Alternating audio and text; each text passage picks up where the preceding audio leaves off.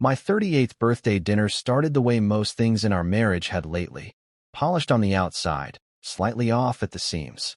Emma had picked the venue. She always did. A place called La Rose Noire downtown. Candlelight, imported marble, French music low in the background.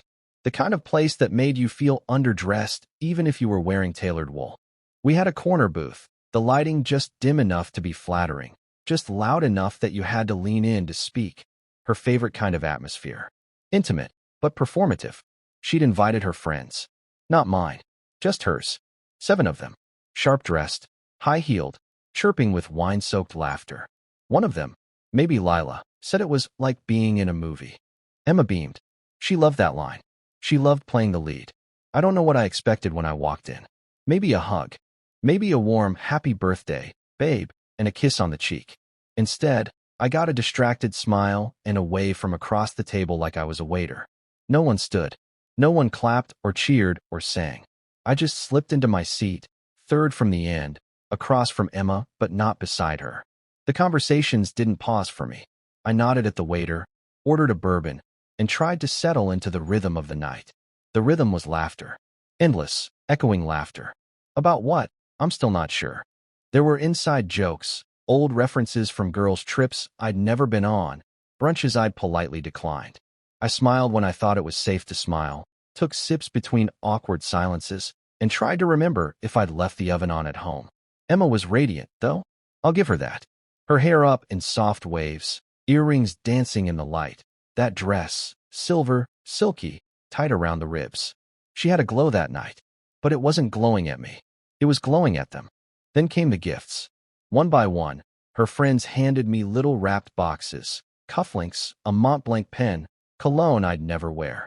You're too good for my Em, one of them joked, a woman named Kayla I'd met twice. She doesn't deserve such a cheap date. Laughter again, louder this time. Forks paused midair.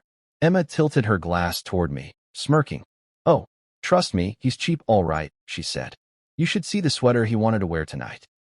There was a beat of hesitation, not long, just a flicker, before the table joined in. Laughter again, giggling. Champagne glasses clinked.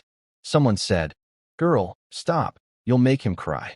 Someone else said, "Well, at least he's got you to class him up." And I just froze. Not because it was the first time she'd taken a jab at me in public, but because of how comfortable she was doing it now.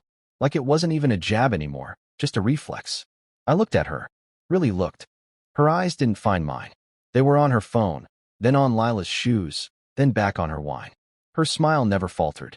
And I felt it then, the distance. Not just physical, not just across the table, but deeper. Like I was watching someone I used to know perform a role for people I didn't recognize. Or maybe never truly had. The waiter came around. Young guy, probably early 20s. Nervous energy. He handed me the bill discreetly, a small, folded leather folder. I didn't flinch. Just took it, signed, and handed it back. Emma noticed. Wait, are you tipping that much? She asked, loud enough for everyone to hear. Her voice had that teasing lilt, but her brow furrowed. Seriously? You know they already include service at a place like this, right? You don't need to be throwing money around. It's not like you own the place. She said it with a laugh. And her friends, they lost it. Lila literally slapped the table. Kayla covered her mouth and whispered, "Oh my God, savage." But the waiter, he paused, looked at me, then blinked a little stunned. "Actually," he said, turning to Emma, "he does." Dead silence. I didn't say a word. Just watched the color drain from her face. The waiter continued, a little awkward now, realizing what he'd stepped into. "Mr. Langston's the majority owner. The restaurant group, I mean. He's kind of the reason I got hired here." Emma's mouth opened. Nothing came out. Her friends stared. Forks midair. Laughter frozen like someone had pressed pause on the night. And me? I just smiled. It wasn't a triumphant smile. Not smug. Not bitter. Just quiet. Because for the first time all evening, nobody had anything clever to say. And for the first time in a long time, I remembered who I was. Not just her husband, not just a punchline, but someone who built something. Quietly. Without applause. Without needing to broadcast it. I wasn't angry. I wasn't even embarrassed. I was just done pretending. The bourbon in my glass caught the candlelight. I took another sip. Waited for someone to speak. But all I could hear was the music. and the soft clink of silverware against porcelain. Funny how silence can say everything. Nobody said anything for a long moment. Not even the waiter. He stood there, caught between duty and discomfort, like someone who'd just dropped a match without meaning to and now watched the table slowly catch flame. Emma's laugh, that high, ringing one she used when she was performing, tried to break through. "Oh, come on," she said, brushing a strand of hair behind her ear. "You're kidding, right?" She looked at me, eyes scanning for a cue, some confirmation that this was all just another one of my quiet jokes.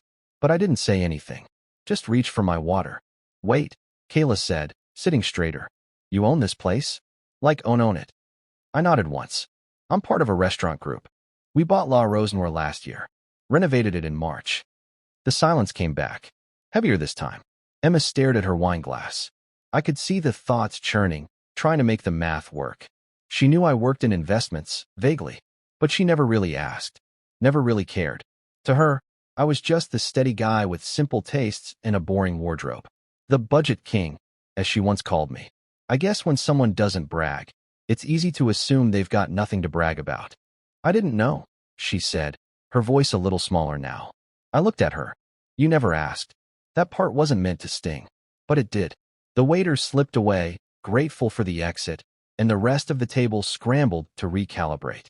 You could feel it, the sudden awareness of just how much had shifted in the room. Emma's status had always been the sun they orbited around. Her job, her fashion, her stories. And me? I was the quiet, frugal husband who didn't quite fit in but paid the bills on time. But now, well, things sounded different when the balance of power changed mid-sentence. Lila leaned in. "So wait, does that mean this dinner's, like, on the house?" I gave her a look. "No, I paid, like everyone else." "Oh," she said, retreating slightly. "Cool. I was just joking." Kayla took a long sip of her drink, then chuckled nervously. "Well, guess we'll be extra polite to the staff now, huh?" They laughed again, but it wasn't the same. Not loud, not free. It was the laughter of people trying to rewind a tape they just realized was recording. Emma finally looked up. Her eyes weren't glazed with wine anymore. They were sharp, calculating. She tilted her head, gave me that practiced smile. "Why didn't you ever tell me you were buying restaurants?" "I did," I said quietly. "The night you skipped dinner because Lila got last-minute spa reservations.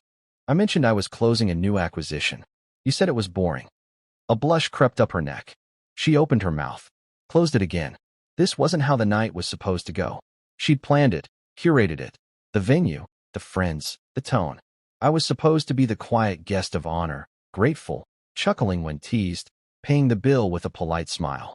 That was the version of me she preferred. Predictable, controlled, harmless. But now the script had changed. I glanced around the table. I saw the way their gazes bounced between Emma and me. How the jokes had dried up. How nobody quite knew where to rest their eyes anymore. That's when I realized something else. This wasn't just a birthday dinner. It was a stage. Emma hadn't planned this night for me. She'd planned it for them. For the optics.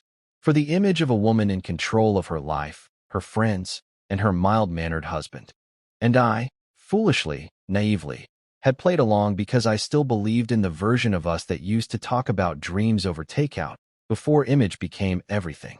The waiter returned, dropping off a complimentary dessert plate, probably sensing the tension.